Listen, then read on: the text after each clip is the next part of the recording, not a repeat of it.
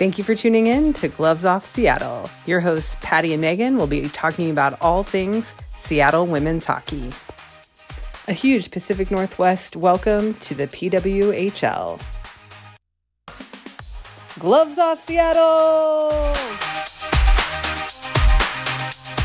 Well, hello, and welcome to another episode of Gloves Off Seattle. Gloves Off Seattle. We're still embarrassed by the fact when we have to do that when other people in the room. And for those that aren't watching, for those that may just be listening, we have a extremely special guest today. And I say that because we were just mentioning the fact that we got a little excited when this player got signed to the Seattle team because I had maybe mentioned once or twice before that this was my favorite player in the PWHL. So without further ado, CJ, welcome to Gloves Off Seattle. Thank you for having me. It's a great honor, and I'm just really happy to meet you guys and excited to have a chat. Yeah, no, absolutely.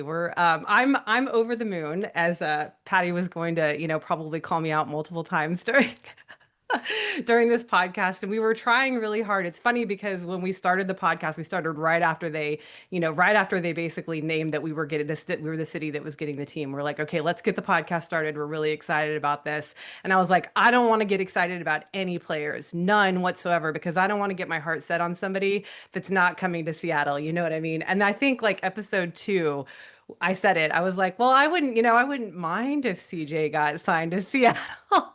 We manifested it. I just want you to know we did. We talked about it in our hockey family group chat. We talked about it for a long time. I mean, there might have been an Etsy witch involved too. I don't know. So I don't know. Honestly, whatever works, right? Yeah, great. Awesome. I hope you're not upset about any of that though. I'm very happy. Very happy. Because although we were not a part of the official things, we did get you here. So welcome, CJ. Thank you for following our instructions. No, we're really happy. We're really happy that you signed to Seattle. And we'll get to that. We'll get to you coming to the team. But I just so you know, the whole shtick of our podcast is I am literally a brand new hockey fan. I just started watching hockey, a little over a year ago, knew nothing about it. And Patti is a longtime NHL fan. She has been a fan of the Anaheim Ducks for forever and ever. Amen. And so I learned about hockey through Patti. And so I ask questions and, learn things every day because this is brand new to me. So we started the podcast by talking about how we got into hockey. So I want to hear, and we want to hear how you got into hockey. Yeah, no, I think that's awesome. Like the game is growing so fast, and to get people involved that have never seen it before is a really contagious experience and a really contagious energy. I started because my dad played beer league, and he would go play Sunday mornings, and he would, bring my brother and I along. And I just thought that he was such a beautiful skater. And it's so early in the morning, and it's beer league, so the rink is empty, right? So you can hear all the sounds of the rink. And as a kid, I almost became like addicted to that, where I wanted to be in that space. I wanted to be in that world. So my dad made me do like a can skate or like a finger skating kind of orientation where wait. I don't know what that is. Finger? I was like, I don't know what any of this is. You're gonna have to explain. Figure skating is like figure. I thought you said finger. I'm like, oh, okay, we know figure skating. Yeah. Okay. Yeah, I'm like, I don't know what any of that is. What is figure skating? No, I'm just kidding. I was in one of those programs, and I remember I stepped on the ice for the first time and I cried. And he wanted to I wanted to get off the ice. He said, no, you signed up, go finish. And I did it for a year, and then I got to sign up and play house league the next season. But he ended up building a rink in our yard. He borrowed a buddy's excavator and just dug out an area so that he could fill it with water, plug the drain, and freeze it over. And every year it got more advanced. He added boards to the end that he picked up from, somebody was throwing them away. And then he added fog lights so that we could play even after dark. And that's what we did for school. We'd get off the bus, and my buddies would come over, and we'd play until we couldn't play anymore. And then we'd go to bed. How did you resurface the ice? Did you have a Zamboni homemade? We used a hose. We used the hose method. Thumb over the nozzle and spray her down. Love it. That's funny because we talked to Meg Turner a couple of weeks ago, and she also had a skating rink in her backyard. So that's very cool. And how very Canadian. Meg Turner is not Canadian, but that's very Canadian to have a skating rink in your backyard. That's so cool. Okay, so that's how you started skating. Tell us about the progression. Like, I mean, Were you always a goalie? Oh yeah, that's a good question. How did you get in between the pipes? Yeah, no, I started as a player just because that's my dad did, and I played house league, so it's just kind of recreational. I started at the age of 9, so for where I grew up, that's actually pretty late. Most kids start when they're 4, 5, or 6, and so I was playing house league, and what they do is because people aren't really that excited about goalies yet, is they make everybody do it once, and they just pass around this community gear. So it's a little bit ratchet, but it worked. And so I had my game, and then I just remember that night I'd played in the game as a goalie for the first time. And then my parents came to check on me later that night, and I had worn all of the gear to bed. I was just so excited and curious about the position, and I just wanted to be in the gear. I felt like it was this suit of armor or this warrior somehow, and I just wanted to be in it all the time. And I honestly, from then, I've never really looked back. Wow. It's amazing. Did you, did I you, I was going to reference back to, hearing the sounds just becoming a part of your being. My wife is very visual yeah. and I'm very audio, so I totally get that idea of just the sounds being in you. And I imagine as a goalie, just hearing the sounds of the game in front of you, it brings a lot of that back to you. Yeah, and I still connect to that now. Like it's a cue that I connect with when I'm playing well. It's certainly a cue that I connect with when I feel like I'm in a slump because it's something that I always enjoy. But it's something I'm still very present with, probably the most than ever, or maybe since that moment. It's That's amazing. amazing. Very zen. Yeah. So you moved on from playing just house league to playing Pee Wee. Did they call it Pee Wee? Is that what they called it when you Yeah, were Adam playing? hockey, and then that would have been my first full year as a goalie, and then I went through Adam, Pee Wee, Bantam, and Midget as a goaltender from that point on. I Okay. mostly played in terms of the season, like a club season where you're playing from October to February. I always played with boys teams. I was going to ask, have you played with Yeah, boys? Yeah. yeah, I played all the way up to junior B in Nova Scotia. So my senior year of high school, I was 17 years old and I was playing in a 21 and under men's league. So that was my first experience playing in front of fans that weren't just your parents. So that was pretty cool to do locally. It was Yeah. about 30 minutes from my community, but in the same county. So it was pretty awesome. And then I played for a few women's teams like Team Nova Scotia, Team Atlantic, Team Canada, and that was my only experience in hockey playing with women until I went to the University of Maine. Right. So I got a 5-year scholarship there. So I redshirted my first season, so I didn't play any games. They gave me the option of an extra year of school that was paid for, and so I could adjust to the women's game. I could train. I could learn how to be a good teammate. I did everything. I remember taking stats. I remember I'd do lifts and workouts while everyone was getting ready for the game, and it just gave me a chance to really dive into my practice without jumping in too early. And then I got 4 years of starting at Maine. It was an amazing experience. I loved it there. Got to be a Yeah. black bear, and then I got drafted out of college to the Buffalo Buttes. It was third overall pick, and I played there for 2 seasons. Had a ball. Loved living in Buffalo, and then made the switch over to Toronto in free agency. And I was played for the Six, and we won the Isabel Cup that season. And then the Wow. PWHL happened, and I had gone undrafted. And I remember when the news happened because I was signed in the league that used to exist, which was the PHF. And Hmm. I was signed for the next year. I knew where it was going. We had a great team. And then the PW happened. And at first, it was a lot of grief because I had a team, I had a family, I had friends, I had a life. And that was just now swept away and a whole new beginning, which was exciting, but it was also sad at the time. So Right. I let myself cry it out for a while and a couple of weeks, and made sure I felt it and didn't just ignore it. And so didn't carry it longer than I needed to, and Yes. put my head down. I was working a part-time job at the time, and I said, you know what, I'm gonna put that to the side. So I quit my job and I just went full training. Said if I could do everything possible to prepare to put myself in the best position to continue my career, then I'll have no regrets no matter what happens. And then Mm. if for me to be done, I believe that something else special will come along and I'll be okay too. But I just want to make sure that I put everything I have into it. And I did. And so I went undrafted. I ended up getting a tryout. Tried out for like 6 weeks. It was the longest tryout of my life. Made the team Wow. as the third goalie in Toronto. And then in the next off season, I got a standard contract, so I didn't have to try out. And then that would have been last year. And finally got my first PW game after 2 years, and that was It's incredible. amazing. Then I Yeah. signed in Seattle this offseason, so it's been an awesome ride. Wow. Did you ever think as a kid that you were going to be playing professional hockey as an For sure. adult? I had Oh, like you did? yeah, I didn't really have a big sense of reality, to be honest. I was just so excited to play, and I was so driven to play with the best players I could possibly find. And I didn't have a big vision of what it might look like. I just knew that in my gut that I just wanted to keep playing because I loved it so much, and I wanted to play at the best place I could ever play. And when I got older, I was like, man, there were some leagues that existed, but it wasn't fully complete. And in the way that the PW has come together and it's like all the resources are in one bucket, I imagine this happening someday. I just didn't know when. And I mean, I think that just kind of the blind faith a little bit of I'm doing something I love and it's going to work out how it's meant to. And I think that it has. I've been at the right place at the right time in a lot of moments in my life. Um, but I think worrying about whether those would happen would have caused me a lot more stress. So I was just happy doing what I was doing and enjoying my life.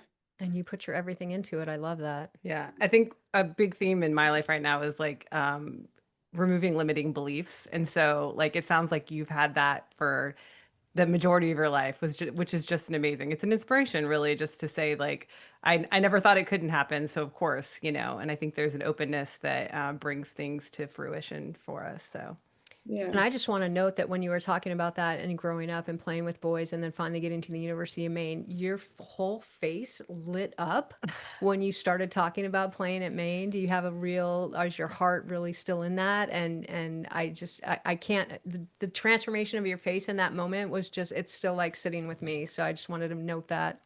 Yeah. No, that time was so precious to me. And I grew a lot. I made a lot of mistakes, but I feel so appreciative. I feel so grateful.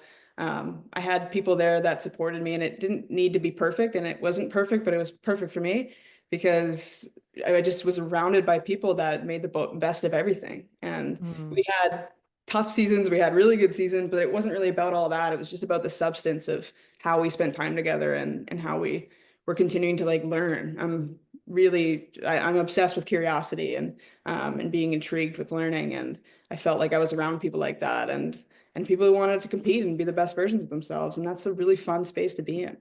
Yeah, that's Yeah. amazing. And that you got to steep in it for a year to really absorb it and get there before you were there. But do you still feel like you're learning today? Do you keep that mentality with you all the time? Like, Every day. I'm having the most fun when I'm learning, and mm. I'm usually in some sort of flow if I'm learning. And it's my favorite place to be. It's my favorite mentality to be in. And I think that I've really keyed into it more than I was before. I've been conscious of it and bringing it to my awareness, specifically in the last 8 months or so. And it's Mm. enhanced my life a lot. And I think I'm a pretty happy person.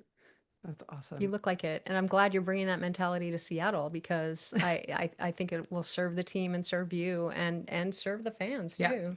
for Yeah, sure. I think so. So, and definitely she's learning. So she's learning all the time about hockey. I'm not forcing it on her. No, no, no, She is no, learning. no. It's very fun. I've been enjoyed my hockey journey so far. So it's like drinking from the fire hose some days though, because I have a hockey podcast and I've only been a hockey fan for like a year and a half. It's like, how did this happen?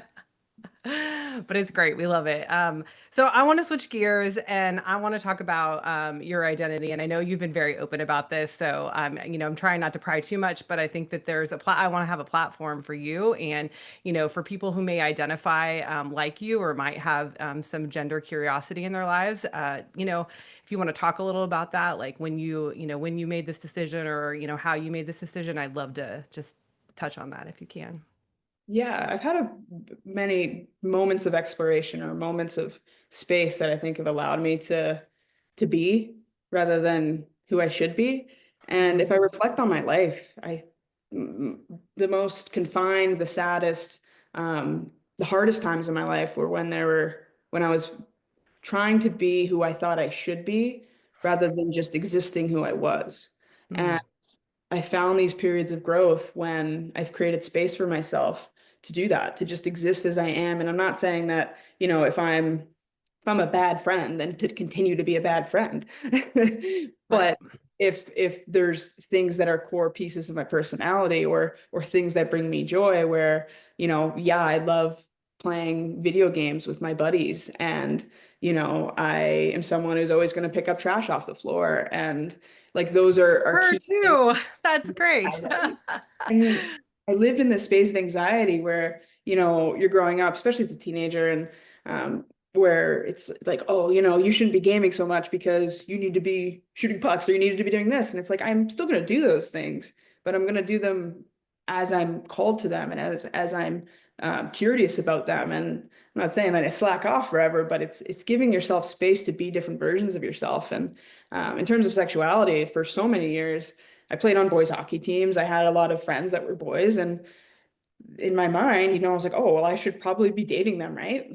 All the friends that are girls are saying how cute and how funny they are, and I'm like, right, I guess, yeah. So maybe I should be dating boys, and it never quite clicked. I would date my friends, my friends that were boys, and we would just be best friends. And I had a high school sweetheart who we played baseball together, and it was funny because years later, he's also a raging homo. So, and we're great friends, but just creating those moments of space in your life where you allow yourself to just be and Right. exist. Where like with clothes for me, it's like wear the things that you feel cool in. That's it. It's a simple recipe. And maybe it can still be scary if you're doing something new for the first time. Like I had shaved my head last January and I was scared out of my mind, but I felt called to do it. I wanted to have that experience and I Yeah. felt cool. And it's just if you live your life in that way, it's you allow yourself space to just be. And I love talking about inclusivity. I love talking about the queer community. I think it's such a special space. Yeah. It's one that is so like beloved and accepting, and it cultivates that type of energy of we're just happy you're here. And Right. that has now come into the PW, and that has Yeah. become the staple of the experience for everybody that comes in, queer or not. And we Right. have a ton of queer fans, which is incredible, but it's also sharing this joy that is outside of Pride Month, right? It's now hockey season, right? Yes. Same type of energy that's so joyous and We accepting. like to say queer all year. That's what we say Yeah. here. I love We that. don't just have a month. Actually, here in Seattle, we have like all summer, just so you know. There's Pride events all summer long in Seattle. So it's like the most prideful place there is, like in the universe. So, you'll definitely feel loved and accepted here for sure. But I think that, identifying as non-binary, I'm sure that there's been challenges. And I just want to talk a little bit about that. Like the fact that obviously you play in a women's league, has there been challenges? Have you seen challenges, or has this just been a totally accepting, loving community for you? The most challenge I've experienced is from, I'd say, people that might maybe don't understand the space or haven't experienced the space before. And not that you need to know everything about the queer community to be an ally, but it's often people who just maybe it might carry a lot of burden with the idea of it, where I'll receive energy like that of, Mm, oh, well, what's the point of that? Or, oh, blah, blah, blah, blah, blah. And it's like, it's for me, the way I handle that is like, I don't need you to understand. If you want to, then I would be happy to talk about it. But otherwise, it's like, I understand what that means to me. And right. that is the most valuable thing. And then living a truth. So like the reason why I kind of explored the identity with non-binary is I was misgendered all the time, and I never necessarily felt uh, like one or the other. I mean, people kind of look at me and they're like, "What are you?" And Yeah. it's like I'm CJ or I'm Uncle Siege or whatever, and non-binary for me holds this power. And then I believe that when people feel that way about how they think about themselves, they radiate that energy. And Yeah. that's what's more important to me than the person who may not even care to understand that. Um, a comment here and there, it's just like water off the back. But Yeah. in general, I've been so loved and accepted. The hockey world is so like that. It's since college playing with women. Like I remember one of the seniors came up to me and said, "You like girls or boys?" And I said, like girls. And they're like, Yeah. sick. Awesome. Thank Awesome. you. Cool. Yeah. I love the straightforward questions, and I was thinking about that too with being non-binary and saying like, "Are you a girl or a boy?" Like that would be a question a kid would come up and say, "Are you a girl or boy?" Like, yeah, I'm both. I'm kind of in the middle, whatever, on the spectrum. So, and just coming back to you saying, when you were dating thing, like I should be dating boys, I should be wearing this. Every time you said should, I felt you like withdraw a little bit instead of just like be what makes you happy, be where that joy is for you. I saw you open up and that just makes it opens my heart more. So thank you. My pleasure. Yeah. I'm sure you didn't set out to be, an icon or a hero or anything like that. But no, I say that in a way that, but I'm serious because I think that's one of the things that gets me so jazzed about professional women's sports in general is just that like now, you know, girls can look up to people that look like them or people who are questioning their gender identity can look up to people who look like them and they can say there's a representation of me. And I think representation really matters and that's really important to me, that we have all representation, whether that's the queer identity, the gender identity, like let's Professional women. racial, but like racial diversity, like everything, in that. And so I'm excited that it feels like this league is super embracive of that. So yeah, glad you're here and glad you're open about that because I think it's an important conversation to have for sure. So Thank you. No, And I and agree. you are a role model and like not a trendsetter, but just like setting the path and having young women or even older women be able to see that this is possible and it's sustainable and it's not, the end of the world or something to be ashamed of or, just that you are setting that example and I'm all there for that. Thank you. It's genuinely a gift. Like I feel like hockey has been my path and has been my conduit in life to connect me with something that I love. But representing something much larger than myself has been just icing on the cake. And to be mm, honest, bigger than the game. It I Mm. think is fueled and stoked and loved from the game. But it's something as a human that has meant so much more to me than I ever imagined in the past. And I love it. It's a great honor and I'm just enjoying it. I'm enjoying the connection with folks. mm. Well, and talking about bigger than the game, let's talk about the fact that you were just starred in a movie that premiered. I mean, let's talk about Pink Light. I'm so interested. I can't wait to see it. Yeah, we Like, can't when are wait to we gonna see it. see We're it? like, come on, like release it wider so that we can all see it. But I'd love to hear a little bit how you got involved, how you feel about that. Is this something maybe more acting in the future?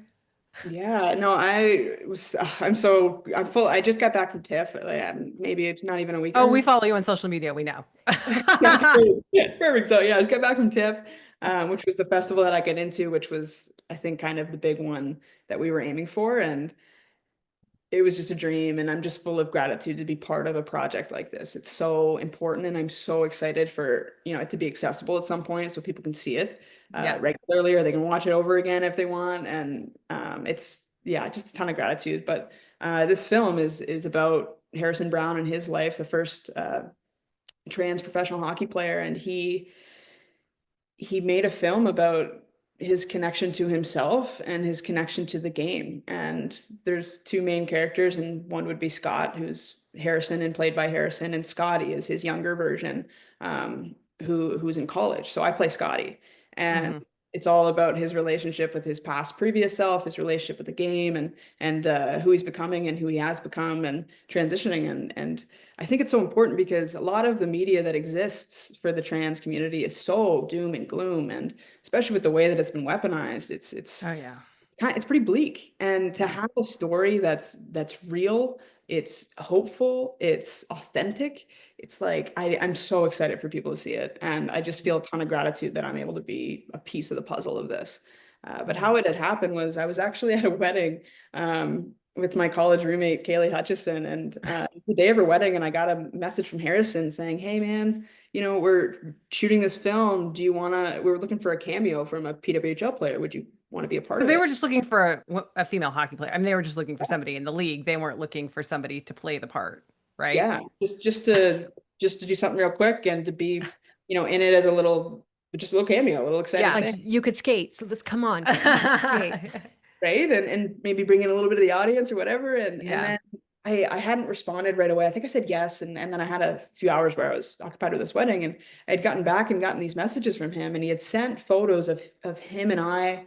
We never met before this project, but kind of side by side. And he goes, dude, we have a lot of physical resemblances. Have you ever done any acting before? And because we're looking to fill the lead, like one of the lead roles of this film, and you would fit this part perfectly. Let me know what you think. And so I messaged him back. I said, I've never acted before, but with hockey, I've been in front of cameras like enough that I'm pretty comfortable, and I would be interested in talking to you. So I hopped on an audition like the next day. Um, the crew was amazing. They were so accepting of me. They made me feel like I belonged, and then I just got right into it. But I loved it. There was a big performance piece that was really close to hockey, where you're working as part of a team, you're creating something that's larger than one person, and you show up and you do your job well and with integrity, and usually you create a really good project or you win a hockey game, or you're doing something that's really entertaining. So Yeah. it's been a really fun experience, and it's been kind of a side quest. Like hockey is my love, but I would definitely act again. I really enjoyed the self-expression and the experience of playing a character and telling a story. Yeah. Now this probably came up on social media, and anything on social media that we do is my wife. My wife is our social media. It's not me at all. But at TIFF, how was it like seeing yourself on the big screen? Like what was that like for you? That was a bit surreal. It was really big. The screen was so large. It's like, oh my God. Um, but it was just amazing to be, I mean, it was gratitude, to be honest, because I could watch the film as the story. When I first watched myself, which was a really weird experience, Harrison actually told me, he goes, dude, watch it a bunch of times so you don't just feel like you're covering your eyes, watching it or feeling that sense of you're seeing yourself or you're remembering the memories. Watch it so that you can experience the story. And at that Mm. point, I'd seen it enough where I can see the characters and I can see, um, the story being told rather than my own experience in the film. But it was amazing. Like I just had a ball. I just am still kind of absorbing it, if I'm being honest. And I hope there's a lot more screenings in the future because I would love to do it again. And it's a short, am I correct? Like it's Yeah, not so a full length it's shirt. just under 11 minutes. Yeah. Okay, yeah. We So, totally need a showing in Seattle. oh, we Like, do. I'm I think thinking that that would be that might be a amazing. thing. But I'm also thinking like, maybe it becomes a full length feature at some point too. I don't know if that's in Harrison's, Yeah. mind or whatever, but that would be really cool, to have a full length feature at some point because I'm sure there's more of the story that needs to be told. So that's amazing.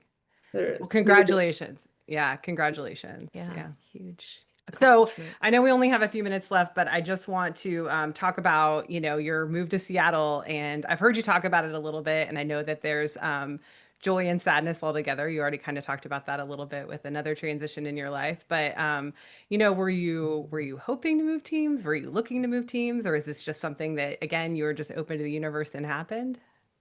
Yeah, I think it's a good question. I would say in general, I've been really open to the universe, but truthfully, like I had intended to be in Toronto. Like I love Toronto, and it wasn't necessarily oh, I can't go there, so I'm going to Seattle. I had offers from both teams, and I did a lot of internal kind of just searching and sitting and trying to understand what I was being called to. And although I had all of these really wonderful things in Toronto, there was something in my gut that just knew, and I still don't know if I can articulate it, but it was like it was a gut check. It was a call to action, and Mm, um, everything that has come from Seattle has just been affirming of that gut check, right? Where it's like, oh yeah, this makes sense, and this that totally tracks and lines up with everything that I've been experiencing and welcoming into my life. And one of the lessons I've learned throughout my life is it's important to grieve. It's important to be sad, and it's important yes, it not to is. shove it down, because then if you do that, it'll come out in ways that you don't desire. And so You're I preaching to the choir over here. I just want you to know, like, both of us feel that way very fully in our lives. And so, like, we're like, yeah, that's it. And for you to learn it as young as you are, like, that's amazing. Because I think for me, it was, a little bit later in my life that I learned that you can't just shove it down. So that's amazing. It's great to hear you say that. Yeah, but yeah, we just had a discussion with our 10-year-old too about it, about that process of, the end of a life becoming the beginning of a life. And we were talking about nature and flowers and things like that. But what's what we were talking about, right? But to know that that grieving and celebration can be in the same space at the same time, and it's just it's huge. It is, and I think it lets you feel things and experience things fully, and yeah, a lot of love for Toronto and just so much excitement for Seattle. I'm stoked. I'll be moving out there, I think in like 2.5, 3 weeks. The days are flying, Wow. and Yeah. I'm Have excited you to been out here? That's my big question. Have you been here yet? I've never been to Seattle. Oh my gosh. Ha. Yeah. But I've Okay. known of Seattle and like the love for women's hockey probably since Maine, because there would be fans or just people that loved hockey that I would interact with or see online, and they have just seen this community that's been growing. And I remember at the time being like, man, would there ever actually be a team in Seattle? And at the time I thought, no, probably not. It just didn't seem like it would be within my playing career. And then as, my career went on in my life and everything kept happening, and even last season, I was like, ooh, when there was the takeover tour game, I was like, oh, they are gonna blow this out of the park. Like this is gonna be a fun, dude. And then you get a team, and then I'm like, oh my God, I'm going there. This is so perfect. Like I'm so stoked. So Yeah. yeah, yeah. No, it is. I Yeah. mean, we feel the same way about it too. Like, because Patty moved up here to marry me and she gave up season tickets to the Anaheim Ducks. And I've had so, season tickets since 2007. Okay, I've been a fan since 1997. So I was steeped in Anaheim Ducks, and to give those up and to be, it's almost like the universe gifted me to have this team up here and to be able to get behind it and all in it and bring my family along. yeah. It's just, Because we couldn't be fans of the Seattle NHL team for all the reasons which I'm sure you understand. And so it was kind of like we got behind a minor league team last year because we were like, who are we going to cheer for? Like, what's the hockey we're going to go see? And now it's like we can just cheer for, PWHL Seattle. Like, this is great. It's perfect. So from the inaugural season. So yeah, yeah. And then icing on the cake, we got CJ to come. manifest. So tell me, what are you most looking forward to in Seattle since you've never been here before? Tell me you drink coffee. Oh yeah. I Okay, drink a lot. good. I'm drinking a Good. coffee right Yeah. now. Us too. Um, I'd say just in general, like I'm just so ready to receive the experience, whatever it is, and to welcome it. And this is probably the first time in my life where I've moved to a new city, and I've moved cities a lot as a hockey player, but the first time where I think I've been through it enough where I'm not stressed or putting unnecessary energy in the logistics sort of situation. It's like now I'm just putting that energy into bringing my best self, but also getting to receive everything that it brings. And I have no expectations. I'm just excited about it. But I will say I'm pretty stoked about the coffee. Yeah. And there's also a Barnes and Noble across from our practice rink, and I've gotten Yes, there that is. this There evening. is.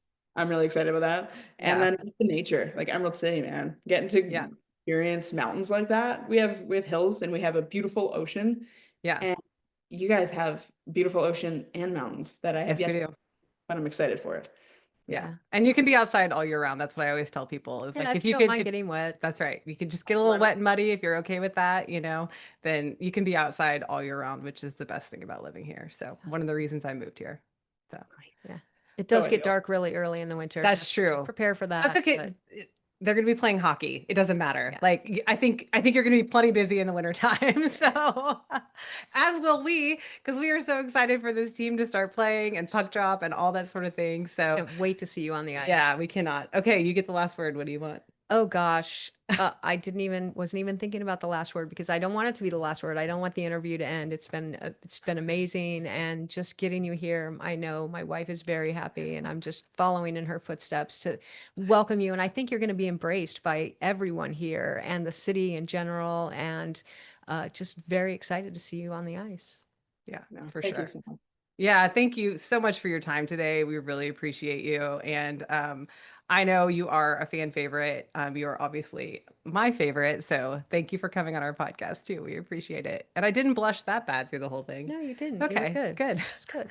No, you guys are wonderful. Really a Thank- pleasure to meet you, and like yeah, face to face or close as close as we could get. And absolutely. And well, we're going to be in the same city here pretty soon. I'm sure we'll run Yeah. into each other. It's a little big city or a big little city, whatever you say One of about those that. or One of those. both. Yeah. love that.